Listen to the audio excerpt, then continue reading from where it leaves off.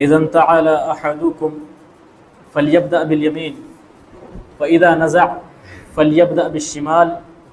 ولتكن اليمنى أولهما تنعل وآخرهما تنزع۔ حاضرین، نبی کریم صلی اللہ علیہ وسلم کے عمومی آداب میں سے جو آپ صلی اللہ علیہ وسلم سے ہمیں ملتے ہیں،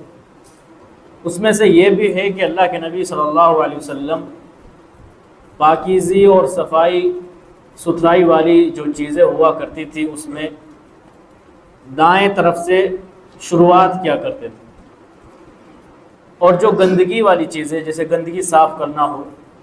اچھی جگہ سے کم اچھی جگہ کی طرف نکلنا ہو، جیسے مسجد سے باہر کی طرف نکلنا ہو یا پھر ٹوائلٹ جانا ہو، تو اللہ کے نبی صلی اللہ علیہ وسلم بائیں قدم کا اور بائیں ہاتھ کا استعمال فرماتے تھے۔ تو حدیث کے اندر جو آپ کے سامنے پڑھی گئی ہے، ایک اور ادب سکھلایا گیا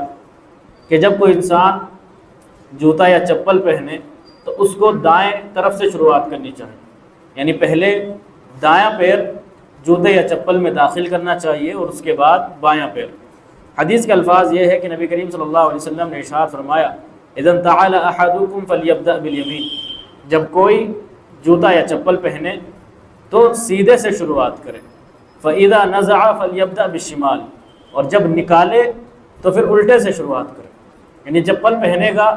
تو سیدھے سے شروعات کرے گا، اور اس نے چپل پہنے ہوئے اور نکالنا چاہ رہا ہے تو پہلے الٹے پیر کا چپل نکالے، اس کے بعد دائیں پیر کا سیدھے پیر کا نکالے۔ وَلْتَكُنِ الْيُمْنَى أَوَّلُهُمَا تُنْعَلْ، اور پہلے سب سے پہلے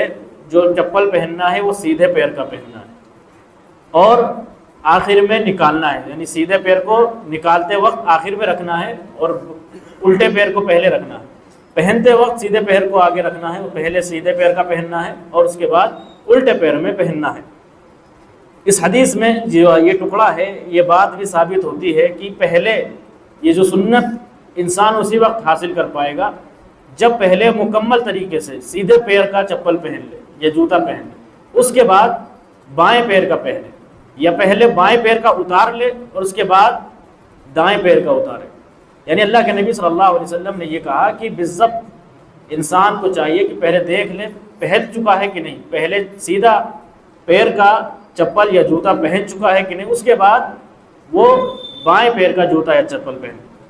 تو اللہ کے نبی صلی اللہ علیہ وسلم نے اس میں آداب سکھلائے ہیں کہ ہم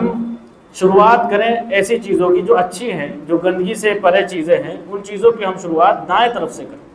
تو یہ ادب ہمیں خود بھی سیکھنا چاہیے اور اپنے بال بچوں کو بھی سکھانا چاہیے۔ جس طرح سے بچپن میں اکثر و بیشتر جو بچے ہوا کرتے ہیں وہ چپل کو الٹا سیدھا پہن لیتے ہیں، یعنی سیدھے پیر میں الٹا چپل اور الٹے پیر میں سیدھا چپل۔ پھر ہم ان کو سکھاتے ہیں کہ نہیں بیٹا یہ سیدھے پیر کا اس والے پیر میں پہنو، یہ الٹے پیر کا ہے یہ اس والے میں پہنو۔ اسی کے ساتھ ساتھ ان کو یہ بھی سکھایا جائے کہ پہلے سیدھے پیر کا چپل پہنو، اس کے بعد الٹا پیر داخل کرو، اور جب اتارنا ہو تو پہلے الٹا پیر اتارو، الٹے پیر کا چپل اتارو، اس کے بعد سیدھے پیر کا چپل اتارو۔ تو ہمیں یہ آداب خود بھی سیکھنے ہیں اور دوسروں کو بھی سکھانے ہیں، اپنے آپ بھی اس پر عمل کرنا ہے، کیونکہ یہ ایک دو دن کی بات نہیں ہے جوتے چپل پہننا، بلکہ ہم روز مرہ اس چیز سے گزرتے ہیں، روز ہم چپل پہنتے ہیں، چپل اتارتے ہیں۔ تو اگر ساتھ ہی ساتھ اس سنت پر بھی عمل ہوگا تو ثواب بھی مل رہا ہے، اللہ کے نبی صلی اللہ علیہ وسلم کی سنت بھی زندہ ہو رہی ہے، ثواب بھی مل رہا ہے، اور اگر آپ دوسرے کو سکھا بھی دیتے ہیں جب تک وہ اس پر عمل کرے گا اس کا ثواب بھی آپ تک پہنچے گا۔ تو چاہے آل و اولاد ہوں، رشتہ دار ہوں، دوست و احباب ہوں، ان کو اس کی تعلیم دیں تاکہ یہ بات آپ کو یاد رہے اور پھر ثواب بھی ملتا رہے۔ اللہ کے نبی نے فرمایا من دل علی خیر فلہ مثل اجر فاعلہ، کہ اگر کوئی انسان کسی اچھے کام کی بات بتاتا ہے پھر اس پر لوگ عمل کرتے ہیں تو عمل کرنے والوں کے برابر بھی اس کو ثواب ملے گا۔ جو خود عمل کر رہا ہے اس کا تو ثواب ہے، دوسروں کو بتایا دوسروں نے بھی عمل کیا، تو چاہے سینکڑوں لوگ عمل کریں سب کا ثواب اس کو بھی ملے گا، ان کو اپنا ثواب ملے گا، لیکن اس کا ثواب اس کے برابر کا ثواب اس کے پاس بھی کاؤنٹ ہوتا رہے گا، جڑتا رہے گا۔